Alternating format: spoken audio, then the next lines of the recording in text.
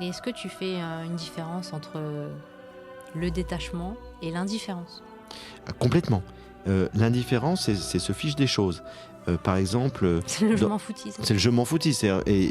T'as des gens dans les relations affectives qui sont dans l'indifférence. C'est-à-dire, bah, tu me quittes, c'est pas grave, je m'en fiche, parce qu'au fond, t'étais pas attaché.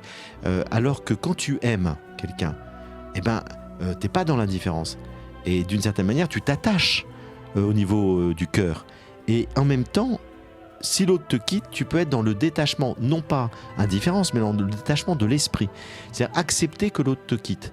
Non pas parce que tu l'aimes pas, non pas parce que tu es indifférent, mais parce que tu acceptes que l'autre suive son propre chemin. Et que ce qui compte, si tu l'aimes vraiment, c'est son bonheur. Et tu peux aussi aimer la personne Eh ben, tout en c'est étant dans ce détachement. dans ce détachement. C'est-à-dire que le détachement, il n'est pas au niveau du cœur, il est au niveau de l'esprit. Je vais te donner un exemple. C'est Chuang Tzu, c'est un grand philosophe taoïste chinois.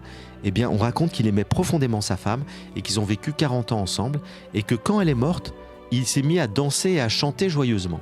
Alors du coup, les gens du village étaient scandalisés en disant « Mais Chuang Tzu, on croyait que tu aimais ta femme et là, tu te mets à chanter, à danser. » Il dit « Mais bien sûr que j'aimais ma femme. Mais qui est ma femme ? Ma femme n'est pas ma femme.